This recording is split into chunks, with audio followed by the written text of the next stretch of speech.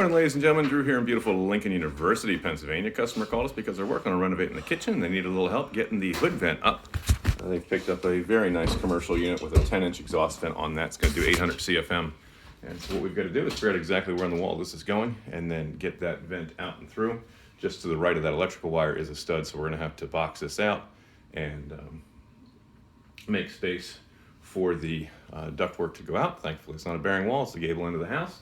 So it shouldn't be too overly difficult, but we do have to open up the drywall and the OSB on the outside so that we can get that moved. I'll take you outside, show you what that looks like. So we've just started bringing our ladders around, and we're going to be about 8 feet up where this comes out. I think is what's going to wind up happening. So we'll get some scaffold set and start taking apart the siding so we can get the OSB down and begin making the modifications to the wall to accommodate that vent, get some headers in there where we need to, and bring that out, and then we can get it hung on the wall. While you got the drywall open, we'll probably put some blocking in there to hang it from and make sure our electric's where it needs to be. So this is step one of the project, and we'll show you a couple project ways along the way.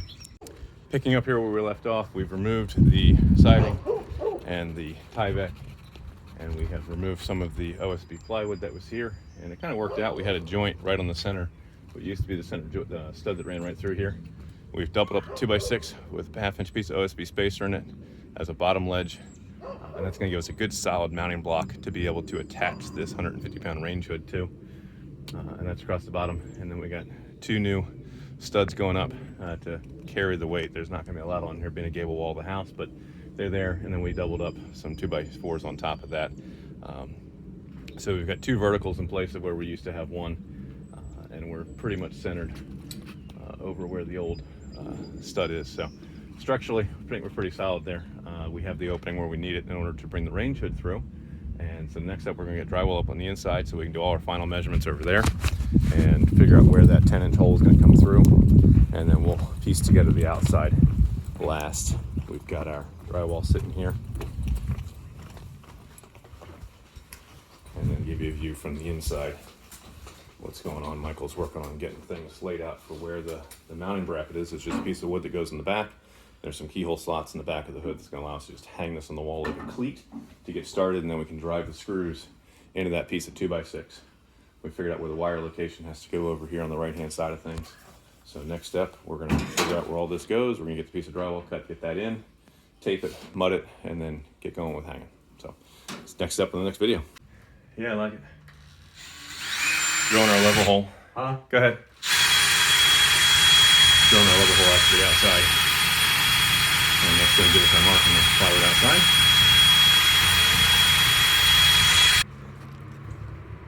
And that popped out right through there.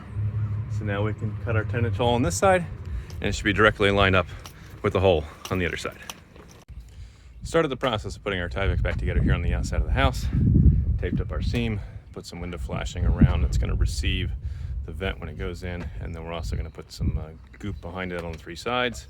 And then we're going to set it, and then we'll actually bring window tape around the outside of it and then lap the house wrap over the top, so any water that comes down the house wrap winds up in front of everything. Once all that's in place, then we can go ahead and add our J-channel.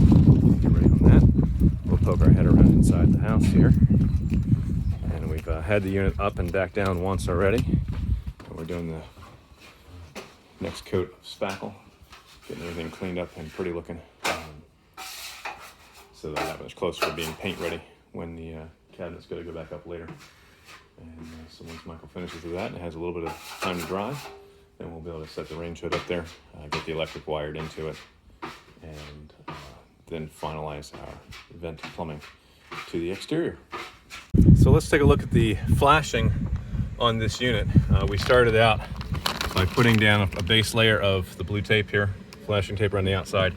We put goop onto the nailing or onto the flange edge of that, set this unit into that goop, into this adhesive sealant, ran screws in, 2 on each side, all the way around, and then we covered over the screws and the nailing flange with another piece of tape on each side, and then finally a head flash across the top. And now the house wrap's gonna come down over the top of this.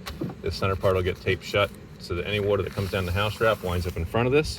Any water that for whatever reason came down the back side of the house is going to wind up in front of our flashing tape and has to come down, and then we will cut this to size where it lands in front of the nailing fin on this piece of siding, and we'll show you that when it's complete. And we're going to get some J-channel around this and get ready to put some siding up.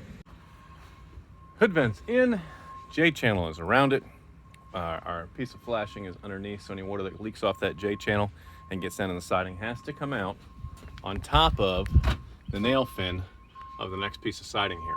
That's going to force water to the outside and not allow it to run down the house wrap between the siding and the house wrap. I've added a couple extra layers, pieces of Tyvek tape, just as belt and suspenders on top of the J channel. And we're, again, just trying to move all that water that comes down, anything that comes down that water resistant barrier, that house wrap, is going to just keep moving it to the outside. If it comes down to the top of that Tyvek tape, it's going to get funneled into the J channel. The top J channel lips into the side J channels. The side J channels dump out on top of this piece of flash, and this piece of flashing dumps out on front of the siding. We're constantly moving the water towards the outside of the house at every stage possible, assuming that gravity works and water flows downhill. So that piece is together, the J channel's in, and now we're working our process of putting the siding back on, and then we'll have to, of course, cut it to fit on the other side of this vent when we get to that point. But pretty straightforward, pretty easy so far. Michael's applying another coat of spackle on the inside, cleaning up the drywall mess, and we're just about finished with this project. And on that note, this is finished. We've got a couple more coats of spackle on there, and then the homeowner's in a good spot to be able to finish this off as needed. Hood is up, stove is in, and just to give you the under tour here, this one has a nice set of heat lamps on it. You got your three span setting, three speeds on the span setting. I'll get this right. And of course, some nice lights down front here. So we'll leave that on, and I'll go outside and we'll show you what it looks like on the outside of the house. And it's ready for cabinets. And it's absolutely coming. So there's the finished product outside here. It just incorporates beautifully into the house. We got the J-channel trim all around it. Of course, it's waterproof. One of the considerations when you're looking into these high-powered fans is you need to look at the possibility of needing makeup area. Now, at 600 CFM, it's not generally a big deal unless you've got a really tight, really new house. But if you're looking into a 900 CFM fan, or you start getting those higher numbers, you may have to look into what's called makeup air. And what makeup air does, if you had all your doors shut, all your windows shut, and you turn that fan on, are you pulling so much air that you can cause your gas hot water heater, your gas fireplace, your regular fireplace, your gas furnace, whatever it might be, to somehow pull flue gases backwards down that chimney and back into the house and start getting carbon dioxide, carbon monoxide back into your house. So there are situations where you need to have a remote activated intake vent that when you turn this fan on, it automatically opens another vent somewhere else in the house that allows air in. At 600 CFM in a 25, 30-year-old house, probably not that big of a deal. But you go 700, 800, 900 CFM, or if you have a house that's only a year or two old that's built with those new standards where they're limiting you to 3 air changes an hour on the blower door test, then you might need to look into whether or not you have to have that remote activated intake fan to bring the air in, to bring the makeup air in. And we have a guest who's come here to join us to say hi. So one of those considerations whenever you're looking into putting in the these type of vents. Yeah, hi. You want to be on the TV? Yeah, it's good to see you. So one of the considerations to keep in mind, you can bring these out. We've had 600 CFM fans where the model suggests that we just use a 6-inch vent. This particular one called for a 10-inch vent, is what they wanted from the manufacturer on that.